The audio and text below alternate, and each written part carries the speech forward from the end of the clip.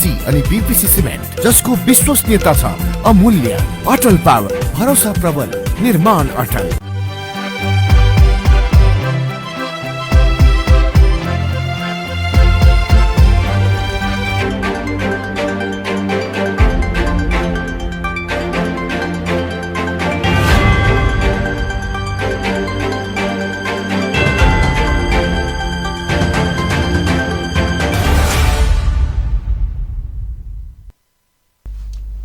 नमस्कार, राज्य खबरमा स्वागत छ। म सुजिता श्रेष्ठ। सुरुमा राज्य खबरका हेडलाइनहरू।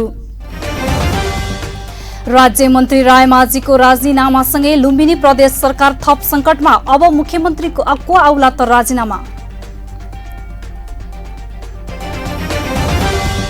गण्डकी प्रदेश सरकारमा मन्त्रालयको किचलो जारी। बजेटमाथिको छलफल अन्योलमा। सरकार रातो किताब बनाउन व्यस्त।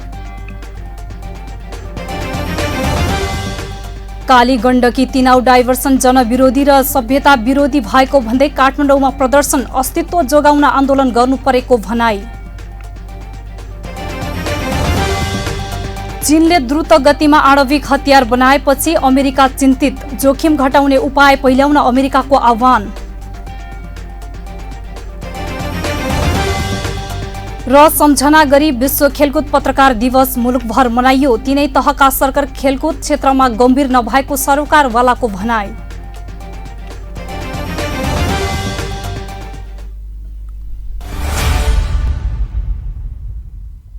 नेपाल गुणस्तर चिन्ह प्राप्त अटल पावर ओपीसी तथा बीपीसी सिमेन्ट। मूल्यमा होइन, गुणस्तरमा विश्वास गर्नुहोस्। सस्तो सिमेन्टको प्रयोग गरेर आफ्नो निर्माणलाई कमजोर नबनाउनुहोस्। अटल पावर ओपीसी अनि बीपीसी सिमेन्ट जसको विश्वसनीयता छ अमूल्य। अटल पावर, भरोसा प्रबल, निर्माण अटल।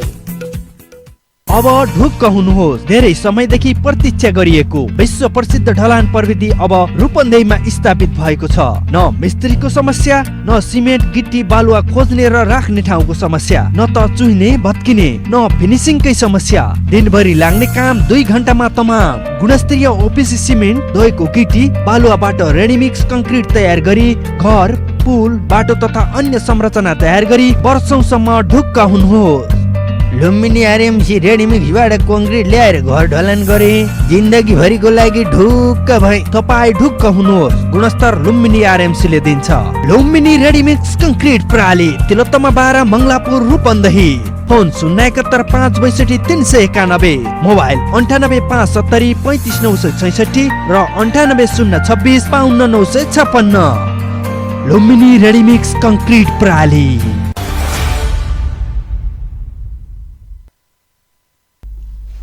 अब खबर विस्तारमा। भौतिक पूर्वाधार विकास राज्य मन्त्री सुमन शर्मा रायमाझीले पदबाट राजीनामा दिनु भएको छ। शुक्रबार मुख्यमन्त्री शंकर पोखरेललाई राजीनामा दिएसँगै लुम्बिनी प्रदेशको राजनीतिले नयाँ मोड लिएको छ। मुख्यमन्त्री पोखरेलले आफूसँग बहुमत रहेको दाबीलाई रायमाझीको राजीनामासँगै झन फितलो बनाइदिएको छ। गत जेठ 28 गते लुम्बिनी प्रदेशका मुख्यमन्त्री शंकर पोखरेलले प्रदेश सभालाई सम्बोधन गर्दै आफूले राजनीतिक बहुमत गुमेका दिन 1 मिनेट पनि सरकारमा नबस्ने बताउँदै आफूसँग जसपा र नेकपा एमाले गरी 45 सांसदको बहुमत रहेको दाबी गर्नुभएको थियो। राजनीतिक रूपमा चाहिँ जबसम्म सत्ता पक्षमा बहुमत रहन्छ त्यति बेलासम्म मुख्यमन्त्री चाहिँ मुख्यमन्त्रीको हैसियतमा रहन्छ। राजनीतिक रूपमा बहुमत गुम्यो भने स्वाभाविक रूपमा म 1 मिनेट पनि सत्तामा रहन हुँदैन भन्ने लाग्छ मलाई। मलाई के लाग्छ भन्दाखेरि राजनीतिक रूपमा भन्नुहुन्छ भने यो सरकारका पक्षमा चाहिँ 45 जना मान्य सदस्यजीहरू हुनुहुन्छ भन्ने बुझ्छु म चाहिँ राजनीतिक रूपमा। किन भन्दाखेरि जनता समाजवादी पार्टी चाहिँ बहुमतको निर्णय मान्दाखेरि 6 जना सरकारका पक्षमा रहन्छन्। नेकपा एमाले दलभित्र चाहिँ विमलाजीको राजनीतिक ओरिजिन जे हो त्यसलाई संसद सचिवालयले मान्दिने हो भने समस्या हल हुन्छ। मुख्यमन्त्रीको यो दाबीलाई सुमन शर्मा रायमाझीको राजीनामाले गिज्याएको छ। अविश्वासको प्रस्तावमा हस्ताक्षर गरेका जसपाका 6 सांसद मध्ये 4 सांसदलाई मुख्यमन्त्रीले एकाएक युटर्न गराएर सरकारमा समावेश गराउनु भएको थियो। जनता समाजवादी पार्टीले पार्टी निर्णय विपरीत सरकारमा गएको भन्दै कार्यकारिणी समितिको निर्णय अनुसार संसदीय दलको पत्रको आधारमा लुम्बिनी प्रदेश सभाले प्रदेश सांसदहरू सुमन शर्मा रायमाझी गरी 4 जनालाई प्रदेश सभा सदस्यबाट निष्कासन गरेको थियो। कारवाहीमा परेका प्रदेश सभा सांसदको मुद्दा पूर्ण इजलासबाट टुङ्गो लाग्नेछ र जसपाका ती 4 सांसदलाई देखाएर मुख्यमन्त्रीले बहुमतको सरकार सञ्चालन गरेको दाबी गरेको भए पनि जसपाका 4 मध्ये 1 सुमन शर्मा रायमाझी फिर्ता भएसँगै मुख्यमन्त्रीको दाबी कमजोर भएको छ। जसपा संस्थापन पक्षले सुमन शर्मा रायमाझीले सरकारबाट फिर्ता भएसँगै पार्टीले गरेको कारवाही फुकुवा गर्ने प्रतिक्रिया दिएको छ। अहिले जसपा पार्टीले त खास गरेर वास्तवमा हाम्रा 4 जना मान्यजीहरू पार्टीको संसदीय दलको निर्णय हुँदै अनि हुन जारी गरिसके पनि जुन किसिमले सरकारमा सामेल हुनुभयो त्यसको लागि पार्टीले कारवाही गरिसकेको हो। उहाँले त राम्रै गर्नुभयो, कम्तीमा समयमा होइन अब राजीनामा दिएर पार्टीको मूलधारमा फर्किनुभयो होइन। त्यसको लागि त पार्टी सकारात्मक दिएछ। त्यसमा त अब सांसद पद भनेको थियो पार्टीले अब उहाँले पार्टीको नीति सिद्धान्त विचार स्वीकार गरेर फर्किसक्नुभयो। फर्किसकेपछि हाम्रो दलको तर्फबाट सम्बन्धित निकायलाई हामीले के गर्न सक्छौँ त्यो हामी प्रक्रियागत अगाडि बढ्छौँ र उहाँको संसद पद पनि जाँदैन मलाई लाग्छ। किनभने स्वीकार गरेर फर्किसकेपछि मेरो विचारमा उहाँको धरात्मा जाँदैन। रायमाझीले जनता समाजवादी पार्टीले लुम्बिनी प्रदेश सरकारलाई समर्थन नगरेको बताउँदै सरकारमा रहन नसक्ने भन्दै राजीनामा दिनुभएको हो। यो सँगै प्रदेशको राजनीतिक नयाँ कोणले अगाडि बढ्ने बताइएको छ। उहाँको बहुमत छैन, चारैतिरबाट उनी प्रभावित भइसकेको छ कि आशाको अनुसार हाम्रो मुख्यमन्त्रीको बहुमत छैन शङ्कर पोखरेलजीको। 2 भयो भने 1 महिना जति भइसक्यो कम्तीमा विश्वासको मत दिनु पर्यो। अब घाडी ढल्ने जुन हिसाबले बढिरहेको छ त्यसले उनीहरूलाई ठुलो धक्का लागेको छ। किनभने अहिले संसदमा कायम रहेका संख्या 41 गठबन्धनतिर 41 तपाईँको सत्तापछि होइन त्यो अवस्थाले देखेको छ। त्यसले गर्दा मेरो विचारमा अब छिटै नै 5 नम्बर प्रदेशमा मुख्यमन्त्रीले केही न केही बाटो खोल्नुहुन्छ र तपाईँहरू चाहिँ अब फेरि नयाँ सरकारको समीकरणमा लाग्नुहुने हो। अब त्यो त प्रक्रिया नै हो। अब सरकार विहित हुँदैन, अब बाटो खोलेपछि त सरकार भइहाल्छ। सुमन शर्मा रायमाझी गत वैशाख 6 गते लुम्बिनी प्रदेशको राज्य मन्त्रीमा नियुक्ति हुनुभएको थियो। राजीनामा पछि उहाँ जसपामा उपेन्द्र यादव पक्षमा लाग्नु भएको छ। उहाँको राजीनामा पछि मुख्यमन्त्री शङ्कर पोखरेल नेतृत्वको सरकार अल्पमतमा परेको छ। 83 सदस्यीय लुम्बिनी प्रदेश सभामा एमालेका 38 सांसद छन्। रायमाझी सहित जसपाका 4 सांसदको समर्थनमा 42 सांसद जुटाएर मुख्यमन्त्री पोखरेलले बहुमत पुर्याउनु भएको थियो। अब मुख्यमन्त्रीको समर्थनमा 41 सांसद मात्र छन्। राज्य खबरका लागि विमलपुरी बुटवल। असार 1 मा प्रदेश सभामा बजेट पेश गरेको गण्डकी प्रदेश सरकारले बजेट छलफल अझै अगाडि बढाउन सकेको छैन। जेठ 29 गते गठन भएको मुख्यमन्त्री कृष्णचन्द्र नेपाली पोखरेल नेतृत्वको नयाँ सरकारले हतार नीति कार्यक्रम र बजेट ल्याएको थियो। सरकारमा सहभागी गठबन्धन बीच सत्ताको किचला चलिरहेको छ। बजेटमाथिको छलफल भने अन्यल जस्तै बनेको छ। असारको अन्तिम हप्ता बजेट छलफलमा लैजाने गरी तयारी भइरहेको सरकारको भनाइ छ। गण्डकीमा अहिले सत्ता किचलो बढी छ। संविधानको धारा 168(5) अनुसार गठित कृष्णचन्द्र नेपाली पोखरेलको सरकारले जेठ 29 गते नै शपथ लिएको छ। सोही दिन 5 सदस्यीय मन्त्रीमण्डल विस्तार भएको थियो। मुख्यमन्त्री सहित 3 राजनैतिक दलबाट 1-1 जना तथा स्वतन्त्र सांसद राजीव गुरुङलाई बिना विभागीय मन्त्रीको शपथ गराइएको हो। 2 मन्त्री अहिले पनि बिना विभागीय छन्। मन्त्रालयको जिम्मेवारीको लफडामा फसेको सरकार बजेट समेत अन्यलमा राखेको छ। अब यो जहाँसम्म बजेटको प्रश्न छ, हामीले ज्येष्ठको 30 गते मात्र सरकारी कार्यालयमा हामी जाने, हामीले पदभार ग्रहण गरेको स्थिति हो। त्यसका चाहिँ 12-14 घण्टामा हामीले नीति तथा कार्यक्रम ल्याउनु पर्ने र 1.5 दिनको बिचमा चाहिँ बजेट वक्तव्य ल्याउनु पर्ने कुरा थियो। त्यो द्रुत गतिमा हामीले सक्यौँ। त्यस पश्चात चाहिँ विनियोजन विधेयकका कुराहरू अनि व्ययका विवरणका राता किताबहरू, राष्ट्रिय विकास वार्षिक विकास कार्यक्रमका पिङ्क किताबहरू त्यो अब निकाल्न पर्ने भएको हुनाले हामीले अहिले के सोचेका छौँ भन्दाखेरि बजेट वक्तव्यमा छलफल गर्ने, त्यसपछि अर्थ विधेयकमा छलफल गर्ने, बजेट वक्तव्यको छलफल र अर्थ विधेयकको आधारमा विनियोजन विधेयक, वार्षिक विकास कार्यक्रम पुस्तिका तयार गरेर मन्त्रालयगत छलफल गर्ने। रातो किताब र बजेटको अनुसूची बनाउन लागेको बताउने सरकार किताब तयारीमा लागेको बताउँछन्। बजेटको सबै किताब तयार गरेर सभामा छलफल गर्न लाग्दा ढिला भएको सरकारले दाबी गरेको छ। छलफल कसरी गर्ने भन्ने सांसदको अधिकार हो, त्यसका लागि 1 हप्ता समय पर्याप्त हुने सरकारका प्रवक्ता खड्काले बताउनुभयो। अब पार्लियामेन्टले यदि चाह्यो भने यो 3 देखि 4 दिनमा सजिलै सकिन्छ। जस्तो हामीले अर्थ विधेयकमा अहिलेसम्म 4 वर्षसम्म प्रतिनिधिमूलकले मात्र छलफल गरे भनेको जतिवटा पार्टी छ त्यतिजनाले बोल्दा त्यो भनेको 1 देखि 1.5 घण्टाको बिजनेस हो। बजेट वक्तव्यमा मान्छेले चाहिँ 5 मिनटको समय दिँदाखेरि पनि त्यो पनि 3-4 घण्टाको भनेपछि बजेट वक्तव्य र चाहिँ अर्थ विधेयक हामीले 1 दिनमा सजिलै सक्छौँ।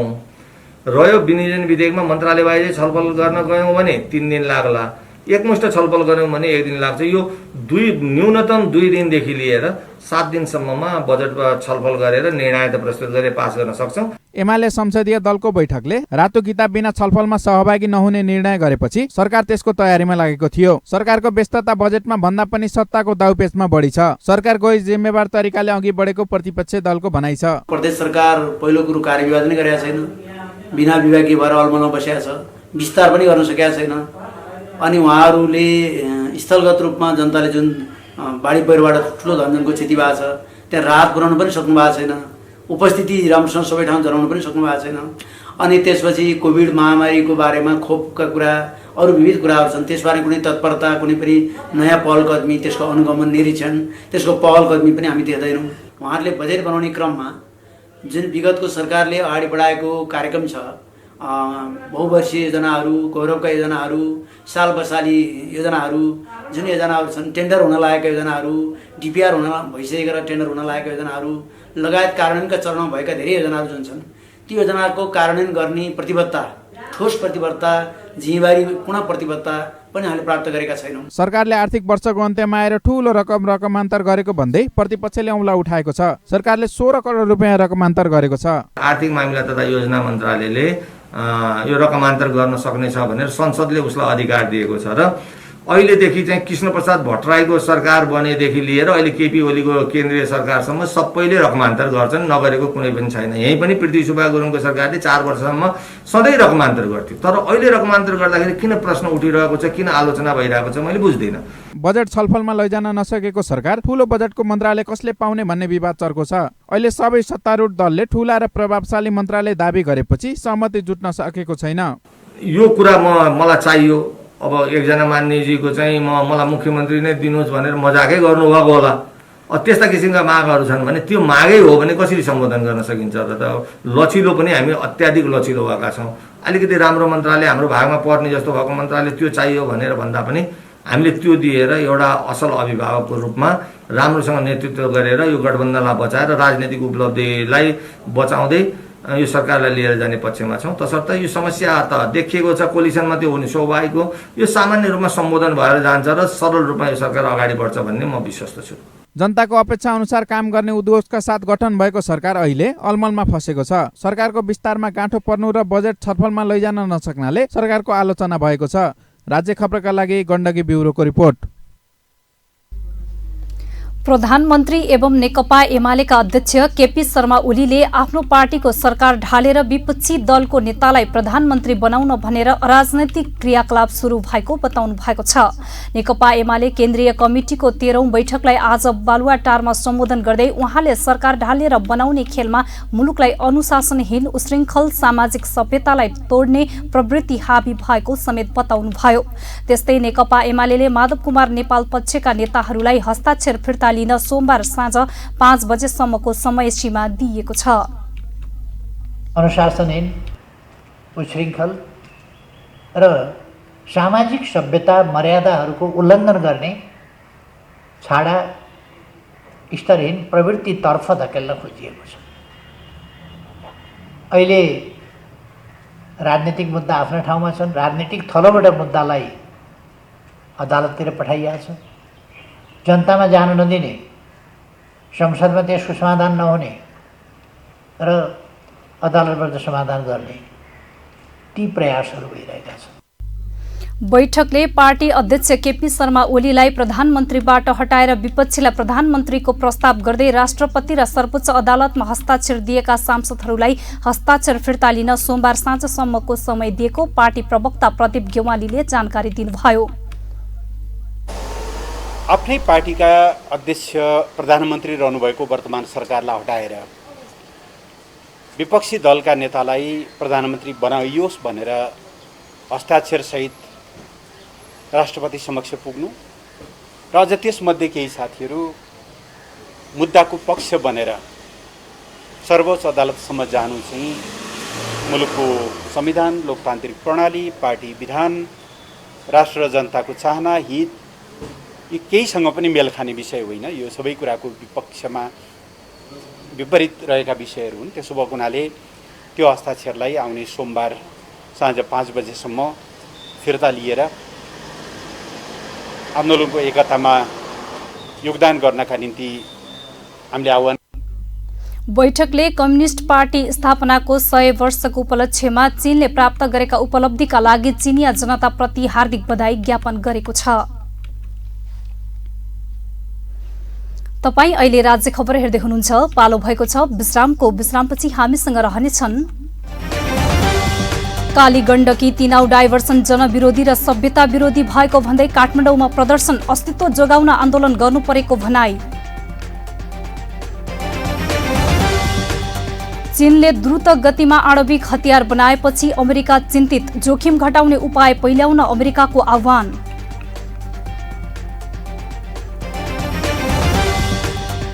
र सम्झना गरी विश्व खेलकुद पत्रकार दिवस मुलुकभर मनाइयो। तीनै तहका सरकार खेलकुद क्षेत्रमा गम्भीर नभएको सरोकारवालाको भनाई।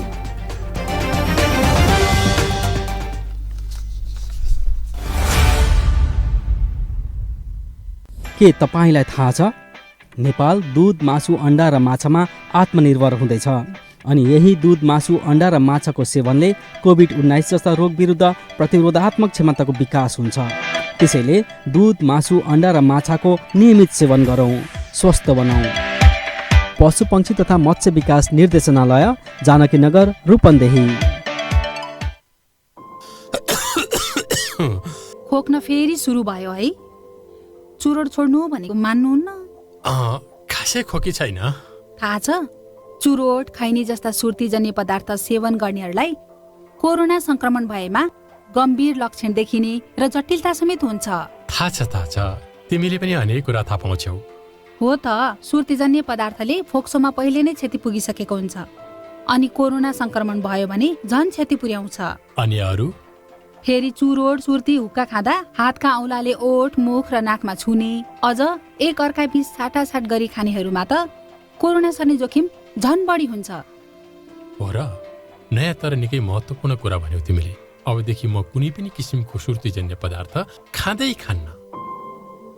सुर्तीजन्य पदार्थको सेवन गर्नेहरूमा कोभिड-19 को संक्रमणको गम्भीर लक्षण देखि जटिलता समेत हुन्छ। त्यसैले सुर्तीजन्य पदार्थ कहिल्यै सेवन नगरौं। कोभिड-19 बाट बचौं र बचाऊ। विश्रामपछि पुनः स्वागत छ। अब बाँकी खबर। गुल्मी जिल्ला सदरमुकाम तमघास नजिकै रहेको धार्मिक, ऐतिहासिक एवं पर्यटकीय क्षेत्रमा आकर्षक गन्तव्य बनाउन सेल्फी टावर निर्माण गरिएको छ, जहाँबाट तमघास बजारको सम्पूर्ण दृश्य देख्न सकिन्छ। अर्जुन क्षेत्रको पुग्ने आन्तरिक तथा बाह्य पर्यटकहरूलाई तमघास बजार सहितको मनमोहक दृश्य सेल्फीमा खिच्ने गरी यो टावरको निर्माण गरिएको हो। स्थानीय तह आफै सरकार भएकोले योजना बनाएर पर्यटन प्रवर्धनमा काम गर्न सक्छन्। दृश्य अवलोकन, अनुभव र स्वादका लागि विद्यमान थातथलो छोडेर घुमफिर गर्दै नयाँ ठाउँमा स्थानीय तथा बाह्य पर्यटकहरू पुग्ने गरेका छन्।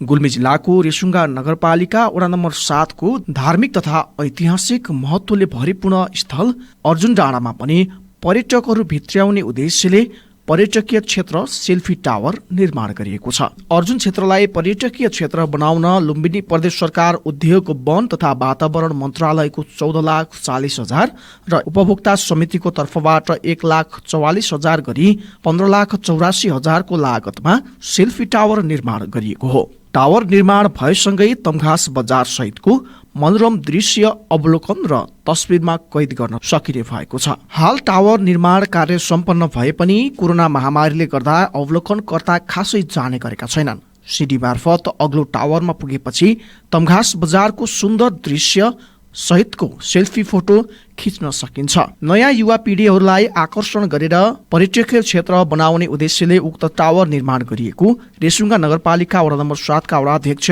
मोहन प्रसाद पाण्डेले बताउनुभयो। यो सेल्फी टावर हामीले चाहिँ अर्जुन र उनाइजोर जोड्न, उनाइजोरमा हामीले ट्री हाउस बनाएका छौँ भने अर्जुनमा सेल्फी टावर बनाएर अहिलेका नयाँ युवाहरूलाई आकर्षित गर्ने र एउटा पर्यटकीय स्थलको अवधारणा अनुसार त्यसलाई एउटा नयाँ सेल्फी टावर नाम राखेर टावरमा एक पटकमा 20 जनासम्म पुग्न सकिने गरी निर्माण गरिएको छ। सेल्फी टावरसँगै पुराना ऐतिहासिक मन्दिरहरूलाई मर्मत र नयाँ संरचना निर्माण गर्न थालिएपछि अर्जुन क्षेत्र थप पर्यटकीय गन्तव्य बनेको हो। राज्य टेलिभिजनका लागि गुल्मीबाट अजय खड्काको रिपोर्ट। दाङमा 13 वटा चोरीका मोटरसाइकल सहित 8 जनालाई प्रहरीले पक्राउ गरी सार्वजनिक गरेको छ। जिल्ला प्रहरी कार्यालय दाङले आज घुराईमा पत्रकार सम्मेलन गरी चोरी भएका 13 वटा मोटरसाइकल सहित चोरीमा संलग्न एक भारतीय नागरिक गरी 8 जनालाई पक्राउ गरेको हो। पक्राउ पर्नेमा 1 जना भारतीय, 5 जना रोल्पाका, दाङ र प्युठानका 1-1 जना रहेका छन्। रोल्पा सुनिल स्मृति गाउँपालिका 3 का ग्लोबल बजाज सर्भिसका सञ्चालक 28 वर्षीय श्रीताज अंशी, रोल्पाकै लुङ्गी गाउँपालिका 4 का 26 वर्षीय लेखनाथ विष्ट, सोही गाउँपालिका 5 बडाचौरका 26 वर्षीय टेकेन्द्र विष्ट, वडा नम्बर 5 गुम्चालका 26 वर्षीय नोम बहादुर रोका मगर, सोही ठाउँका 22 वर्षीय हिरा बहादुर विष्ट रहेका छन्। त्यस्तै भारत बलरामपुरका घर भएका 22 वर्षीय मोहम्मद रिफक, दाङको घुराई 19 का 19 वर्षीय जावेद खान, प्युठानको स्वर्गद्वारी नगरपालिका 3 जलुकेका 24 वर्षीय ठगिराम थापा रहेको प्रहरीले बताएको छ। पक्राउ परेका Shrijat Ansari global Bajaj service centre Sulichaur रोल्पाका सञ्चालक रहेको र रोल्पामा उनले चोरीका मोटरसाइकल खरिद गर्न गिरोह परिचालन गरेको जिल्ला प्रहरी प्रमुख एसपी सुरेश काफ्लेले बताउनुभयो। साथै एसपी काफ्लेले मोटरसाइकल चोरी भएर नागरिक पीडित भएको गुनासो जिल्लामा आउन साथ आफूले यो कुरालाई गम्भीरतापूर्वक लिई अनुसन्धानमा जुट्न निर्देशन दिएपछि प्रहरीलाई यो सफलता मिलेको बताउनुभयो। चोरीका मोटरसाइकलमा गिरोहले 50,000 लगानी गरेर 1 लाखदेखि 2 लाखसम्म बिक्री गर्ने गरेको खुलेको प्रहरीले जनाएको छ। अर्थमन्त्री विष्णु पौडेलले बुटवलमा काली गण्डकी डाइभर्सन परियोजना कार्यालयको उद्घाटन गरेसँगै परियोजनाको विरोध भएको छ। यसै क्रममा काली गण्डकी सरकारी युवा समूहले आज काठमाडौँमा विरोध प्रदर्शन गरेको छ। काली गण्डकी 3 डाइभर्सन बहुउद्देश्य परियोजना जनविरोधी, सभ्यता विरोधी भएको भन्दै उनीहरूले विरोध प्रदर्शन गरेका हुन्। प्रदर्शनकारीहरूले काली डाइभर्सन चाहिँदैन, पर्यावरण मास्न पाइँदैन, काली डाइभर्सन हुन दिँदैनौ लगायतका नारासहित प्ले कार्ड बोकेका थिए। प्रदर्शनमा सहभागीले उक्त आयोजनाले काली गण्डकीको अस्तित्वलाई पनि समाप्त पार्ने भएकाले विरोध गरिएको बताएका छन्। सरकारको निर्णय बदर गर, काली गण्डकी डाइभर्सन खारेज गर। कुनै पनि राष्ट्रले छुन पाउँदैन। नेपालको कुरो मात्रै होइन, हाम्रो काली गण्डकी हिमालबाट बगेर आएको नदी, जुन नदीको विनाशलाई डाइभर्सन गर्नाले हामीले ठुलो क्षति गर्नुपर्ने हुन्छ। हाम्रो त्यहाँ मरुभूमि, सुक्खा भूमिकरण हुन्छ। त्यहाँका जमिनहरू हराभरा छन्। अहिले त्यो हराभराबाट चाहिँ नि सारा चाहिँ वञ्चित हुन्छ। पछि गएर हाम्रो बस्ती उजाड हुन्छ। किनभने उदाहरण छ हामीसँग सोभियत सङ्घको उदाहरण दिन्छु मैले। सोभियत सङ्घले दुईटा नदी चाहिँ नि डाइभर्सन गरेर एक ठाउँबाट अर्को ठाउँमा लैजाँदाखेरि 68,000 किलोमिटर चाहिँ नि त्यो समुद्र सुकेको छ। हाम्रो पनि त्यही हुन्छ हालत। किनभने हाम्रो नदीले यसरी घुम्दै घुम्दै आएको छ, घेरा हालेको छ। त्यहाँ मूल पानीको स्रोत दिएको छ हाम्रो हिमालबाट बगेको काली नदीले। त्यहाँ हाम्रा चाहिँ नि धार्मिक संस्थाहरू छन्, हाम्रा संस्कार गर्ने संस्थाहरू छन्। ती सबै हाम्रो चाहिँ नि हामीलाई नोक्सान हुन्छ, भूक्षय हुन्छ। अनि त्यसपछि हामीलाई ठुलो सङ्कट आउनेछ। सबैभन्दा ठुलो कुरा त्यो नदीको आसपासमा बस्ने आदिवासीको हक र अधिकार हुन्छ। कालीगण्डकी डाइभर्सनलाई रोक्न गण्डकी प्रदेशले समेत माग गरिरहेको छ भने सर्वोच्च अदालतमा कालीगण्डकी डाइभर्सन बहुउद्देश्य परियोजना रोक्न आदेशको माग गर्दै रिट निवेदन नै दायर भएको छ। तपाईं अहिले राज्य खबर हेर्दै हुनुहुन्छ, एकैछिन विश्राम। सूचना। कालो ढुसीबाट बच्न सफा र सुक्खा मास्कको प्रयोग गरौँ। नियमित रूपमा साबुन पानीले हात धुने गरौँ। नुनिलो पानीले नाक सफा गरौँ। मधुमेह भएका बिरामीले सुगर नियन्त्रणमा राखौँ। व्यक्तिगत सरसफाइमा ध्यान राखौँ। रोगबाट आफू बचौँ, अरूलाई पनि बचाऊ।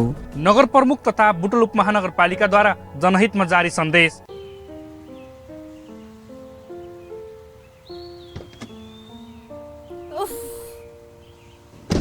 तिमीले फेरि चोर खान थालेको? कुर्दा कुर्दै एउटा मात्रै? जति भने नि मान्दैनौ। जान्न म कतै नि। एकछिन कुर्दा पनि। सरी बाबा, सरी, गल्ती भयो। तिम्रो कसम, अबदेखि खान्न। बरु जाउँ कतै लन्च खान। चुरोट, हुक्का, खैनी जस्ता सुर्तीजन्य पदार्थ पूर्ण रूपमा निषेध भएको रेस्टुरेन्टमा मात्रै जान्छु म। मलाई पनि थाहा छ, चुरोट, खैनी जस्तो सुर्तीजन्य पदार्थले मलाई, तिमीलाई र भविष्यमा हामीबाट जन्मने बच्चालाई समेत असर गर्न सक्छ। धूम्रपान तथा सुर्तीजन्य पदार्थको सेवन कहिल्यै नगरौं। आफ्नो स्वास्थ्यप्रति आफै सजग र जिम्मेवार बनाऊ। राज्य खबरमा विश्रामपछि पुनः स्वागत छ। बाँकी खबर अघि हेडलाइन पुनः एकपटक। राज्य मन्त्री रायमाझीको राजीनामासँगै लुम्बिनी प्रदेश सरकार थप संकटमा। अब मुख्यमन्त्रीको औलाद त राजीनामा।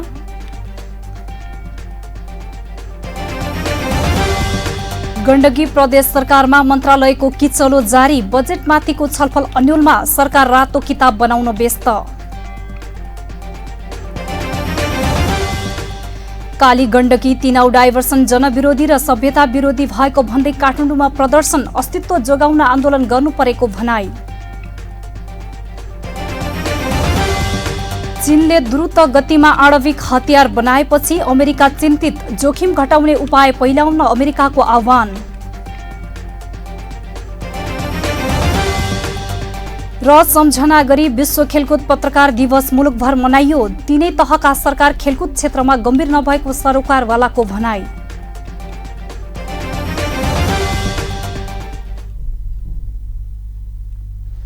अब बाँकी खबर। बुटवल उद्योग वाणिज्य संघले इलाका प्रहरी कार्यालय बुटवलमा नवआगन्तुक प्रहरी नायब उपरीक्षक मदन कुँवरलाई स्वागत गरेको छ। स्वागत गर्दै संघका अध्यक्ष उज्जवल प्रसाद कसजुले उद्योगी व्यवसायीहरूको हक हितसँगै यस क्षेत्रको शिक्षा, स्वास्थ्य तथा सामाजिक विकासमा संघले गरेको योगदानको चर्चा गर्नुभयो। उहाँले कोरोना भाइरस संक्रमणको महामारीका कारण आर्थिक क्षेत्र चलायमान हुन नसकिरहेको उल्लेख गर्दै स्थानीय स्तरमा पनि व्यावसायिक वातावरण निर्माण गर्न आग्रह गर्नुभयो। त्यस अवसरमा इलाका प्रहरी कार्यालय बुटवलका नवआगन्तुक प्रहरी नायब उपरीक्षक कुँवरले शान्ति सुव्यवस्था कायम गर्न तथा व्यावसायिक सुरक्षामा आफू पूर्ण प्रतिबद्ध रहेको बताउँदै शान्ति सुरक्षालाई प्रभावकारी बनाउन र अपराध नियन्त्रण गर्न सहज हुने बताउनुभयो। यसका साथसाथै सबै उद्योगहरूले सबै व्यवसायीहरूले कम्तीमा आफ्नोमा यो हाम्रो प्यारलले हामीसँग प्रहरीसँग सहकार्य गरेर जाने पाठ छँदैछ। हजुरको मिल्नेसम्म अथवा चाहिँ कसैको पसल छ पसलको अगाडिपट्टि अथवा चाहिँ अब यसमा होटल पनि आउला होटल छुट्यो तैपनि अब ठुलो खालको लगायतका जति पनि प्रतिष्ठानहरू छन्, इभन उद्योगको कुराहरू लगायतका कहाँसम्म मिल्छ, कतिको अथवा मिल्छ के होला, मिल्नेसम्म चाहिँ सबैले चाहिँ एउटा सिसी क्यामेरा जडान गर्ने अभियान सुरु गरिदिनु हो भने क्राइम न्यूनीकरणका लागि, क्राइम रोकथामका लागि अत्यन्त ठुलो मद्दत हुन्छ। त्यो प्रहरीको माला र प्रहरीको मोमेन्ट जोडिदिनु पनि पर्दैन। तपाईँ प्रत्येकले आफ्नो प्रतिष्ठानमा, आफ्नो उद्योगमा, आफ्नो व्यवसायमा त्यो अगाडि लगेर मोनिटर मात्र राखिदिनु भयो भने त्यसको व्यापक भलिकन घटना भयो भने त्यसको ब्याकअप मात्रै पायो भने हामीले अपराध प्रशासनमा अत्यन्त संघ सचिवालयमा आयोजना गरिएको कार्यक्रममा प्रहरी नायब उपरीक्षक कुँवर सहित संघमा मनोनीत परामर्शदातालाई समेत स्वागत गरिएको थियो। अब विदेशको खबर। चीनले निकै द्रुत गतिमा आणविक हतियारहरू निर्माण गरेपछि अमेरिकाले चिन्ता व्यक्त गर्दै हतियार निर्माणको दौडले ल्याउने अस्थिरताका बारेमा बेजिङलाई स्मरण गराएको छ। द वाशिंगटन पोस्टले दिएको खबर अनुसार चीनले पश्चिमी भागमा रहेको मरुभूमि क्षेत्रमा 100 वटा नयाँ मिसाइल सिलोहरूको निर्माण गरिरहेको छ। अमेरिकाको परराष्ट्र मन्त्रालयका प्रवक्ता नेड प्राइसले नियमित पत्रकार सम्मेलनमा यस विषयमा सोधिएको प्रश्नमा जवाफ दिएका छन्। यी समाचार तथा अन्य घटनाक्रमले चीनको आणविक हतियार कार्यक्रम तीव्र गतिमा बढिरहेको र पहिले सोचेको भन्दा उच्च स्तरमा रहेको देखिएको छ। यसरी हतियार बढाउनु चिन्ताजनक छ। यसले चीनको उद्देश्य के हो भन्ने विषयमा प्रश्न उठाउँछ अनि आणविक जोखिम घटाउनका लागि व्यावहारिक उपाय अपनाउनु पर्ने आवश्यकतालाई पनि यसले सुदृढ गर्छ। उनले बताए, हतियारको होडका कारण आउने अस्थिरताको जोखिमलाई घटाउने व्यावहारिक उपाय पहिल्याउन हामी बेजिङलाई हामीसँग कुराकानी गर्नका लागि आह्वान गर्छौं। उनले भने, यही कारणले गर्दा राष्ट्रपति जो बाइडेनले रणनीतिक स्थिरताका लागि रुसका राष्ट्रपति भ्लादिमिर पुटिनसँग वार्तालाई प्राथमिकतामा राखेको प्राइसले बताए। यही कुरा चीनको हकमा पनि लागू हुने उनको भनाइ छ। अब खेल खबर। विश्व खेलकुद पत्रकार दिवस आज मुलुकभर विभिन्न कार्यक्रम गरी सम्झना गरिएको छ। कोरोनाले थला परेको खेलकुद र पत्रकारिताको विषयमा दिवसमा समीक्षा समेत गरिएको छ। नेपाल खेलकुद पत्रकार मञ्च रूपन्देहीले शुक्रबार बुटोलमा दिवसको सम्झना स्वरूप एक कार्यक्रम गरी मनाइएको छ। मोफसलमा रहने पत्रकारहरूले खेलकुदसँगै सबै विषयमा कलम चलाउनु पर्ने भएकाले पत्रकारहरूलाई प्रशिक्षण आवश्यक रहेकाले स्थानीय सरकारले त्यसतर्फ ध्यान दिन जरुरी रहेको कार्यक्रममा बोल्ने वक्ताहरूले जोड दिए। खेलकुदको आयोजना भइरहने र त्यसका लागि पूर्वाधारको विकास अपरिहार्य भयो भने मात्र खेल पत्रकारिता मौलाउने खेलकुद पत्रकार मञ्च रूपन्देहीका अध्यक्ष सुमन अधिकारीले बताउनुभयो। खेलकुद पत्रकारिता त्यो बेला जीवित रहन्छ जहाँ खेलकुदको आयोजना हुन्छ। त्यसै कारण खेलकुदको आयोजनाका लागि खेलकुद पत्रकारहरूले पनि भूमिका निर्वाह गर्नुपर्दछ र खेल सङ्घ संस्थाहरूले र विशेष गरेर स्थानीय सरकार जो अहिले सबै कुरा खेलको विकासका लागि छुट्टै ऐन नियमबाट सञ्चालन गर्न सक्ने र स्थानीय सरकारले खेलका आयोजनाहरू गर्न सक्ने जुन अधिकार प्राप्त भएको छ, त्यसै कारण खेलको विकासका लागि स्थानीय सरकारले खेलका प्रतियोगिताहरू नियमित आयोजना गर्ने वातावरण गर्न सक्यो भने खेलकुद पत्रकारिता पनि अगाडि बढ्न सक्छ र खेलको विकास पनि बढ्छ। खेलकुदको महत्त्व तिनै तहका सरकारले नबुझ्दा खेलको विषयमा पर्याप्त बजेट विनियोजन नहुने र जुन स्थानमा खेल मैदान हुनुपर्ने हो त्यहाँ नभई अन्त हुने, जहाँ खेलाडी र दर्शक छन् त्यहाँ मैदान छैन, तर जहाँ मैदान छ त्यहाँ खेलाडी र दर्शक छैनन्। त्यसबारेमा स्थानीय सरकार गम्भीर हुन नेपाल ओलम्पिक कमिटीका केन्द्रीय सदस्य दीर्घबहादुर केसी कुमारले औँल्याउनु भयो। अब म नेपालमा स्विमिङ पुल छ, कभर छ, ठुलो स्टेडियम छ, दाङ हेर्छु त्यहाँ तर खेल्ने खेलाडी छैन, हेर्ने दर्शक छैन। दाङ हेर्छु त्यो दुधराज चाहिँ भन्दा त्यो घोराइदेखि 10 किलोमिटर उता, तुलसीपुरदेखि 10 किलोमिटर त्यहाँ ठुलो स्टेडियम छ, यस्तो आधुनिक किसिमको छ। त्यहाँ तर खेल्ने खेलाडी छैन, हेर्ने दर्शक छैन। हामीसँग स्टेडियम छैन, खेल्ने खेलाडी छैन, दर्शक पर्छ। त्यो अब राज्यले कहाँ लगानी गर्नुपर्छ भन्ने त्यो अनुभूति नभएको कि। नेपाल पत्रकार महासंघका केन्द्रीय सदस्य भवानी पाण्डेले खेलकुदको विकासका लागि तीनै तहका सरकार गम्भीर हुनुपर्नेमा जोड दिनुभयो। स्थानीय सरकारहरू, प्रदेश सरकारहरू र सङ्घीय सरकारको बीचमा समन्वय र सहकार्य हुँदै गयो भने ठुल्ठुला प्रतियोगिताहरू नहोलान्, आयोजना नहोलान् भन्नु पनि सकिँदैन। किन भन्दा इच्छा शक्तिमा भर पर्ने कुरा हो। हामीले बुटवल उपमहानगरपालिकाका आदरणीय मेयर जसले खेलकुदप्रति निकै रुचि राख्नुहुन्छ, उहाँले धेरै ठाउँमा भाषण गरेको मैले सुनेको छु। बुटवललाई एउटा खेलकुदको हबको रूपमा हामीले अगाडि लैजानुपर्छ भनेर उहाँले धेरै ठाउँमा बोल्नु भएको छ।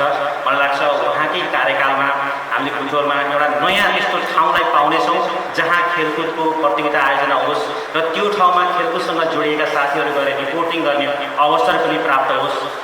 कामभन्दा पनि कुरा बढी गर्ने बुटवल उपमहानगरपालिकाका मेयर शिवराज सुवेदीले नगर क्षेत्रमा कानुनको अभावमा सोचे अनुसार खेलकुदको विकास गर्न नसकेको बताउँदै नेपालभरिमा सबैभन्दा पहिला खेलकुदको कानुन बनाएर खेलकुदका विषयमा समिति गठन गर्ने स्थानीय तहका रूपमा बुटवल भएको अबका दिनमा पनि खेलकुदको विकास सहज हुने धारणा राख्नुभयो। सबैका लागि उनीहरूको अनुकूलताको खेल क्षेत्र र वातावरण दिन पर्ने अवस्था आउँछ। त्यसका निम्ति खेलकुद क्षेत्रको प्लान बनाएर त्यो अवस्था हामीले सिर्जना गर्दैछौँ। तर यी तीन तहका कानुनहरू व्यवस्थाहरू EIA आदि इत्यादिले गर्दाखेरि हाम्रो काम रोकिएको। अब यसको व्यवस्थापनका लागि 753 पालिका मध्ये पहिलो पालिका भूगोलो जसले खेलकुद सम्बन्धी कानुन बनाएर खेलकुद विकास समिति गठन गरेर यहाँका व्यक्तिहरू यहाँका चाहिँ सबै जजहरूका सूचीकृत गरेर र अहिलेको लेटेस्ट खेल क्षेत्रमा नयाँ खालका चाहिँ नियम व्यवस्थाहरू के छन् त्यसका निम्ति विद्यालय स्तरबाट हामीले प्रशिक्षण पनि सुरु गरिसक्यौँ। खेल क्षेत्रमै लागेका कारणले खेलकै उन्नति प्रगतिका निम्ति जीवनभर गुमायो, तर बुढेसकालमा बिरामी भयो, उपचार गर्न पाएन, अप्ठ्यारो भयो, त्यसका लागि पनि हामीले उपचारको व्यवस्था सहित नीति व्यवस्था नि गऱ्यौँ, बजेट व्यवस्था नि गरेका छौँ र त्यस्ता खेलाडीहरूलाई संरक्षण गर्ने। अर्को बुटोलको पहिचानलाई माथि उठाउनका निम्ति राष्ट्रिय स्तरमा पहिचान होस् अथवा अन्तर्राष्ट्रिय स्तरमा पहिचान स्थापित गर्ने योग्यतम खेलाडीहरूलाई सम्मान गर्ने गरी पनि हामीले व्यवस्था। खेलकुद पत्रकारिता फस्टाउन खेलकुद नै आयोजना हुनुपर्छ। त्यसका लागि भौतिक पूर्वाधार र खेल क्षेत्रमा लाग्ने खेलाडीलाई हौसला र प्रोत्साहन गर्न जरुरी रहेको छ। राज्य खबरको अन्त्यमा आइपुग्यौं। जाँदा जाँदै हेडलाइनहरू।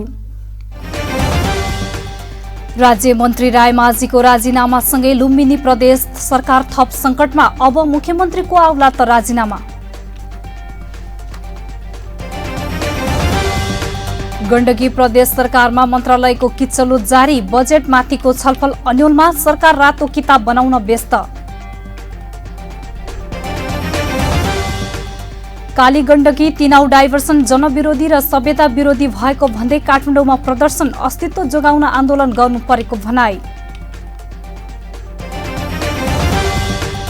चीनले द्रुत गतिमा आणविक हतियार बनाएपछि अमेरिका चिन्तित, जोखिम घटाउने उपाय पहिल्याउन अमेरिकाको आह्वान। र सम्झना गरी विश्व खेलकुद पत्रकार दिवस मुलुकभर मनाइयो, तीनै तहका सरकार खेलकुद क्षेत्रमा गम्भीर नभएको सरोकारवालाको भनाई।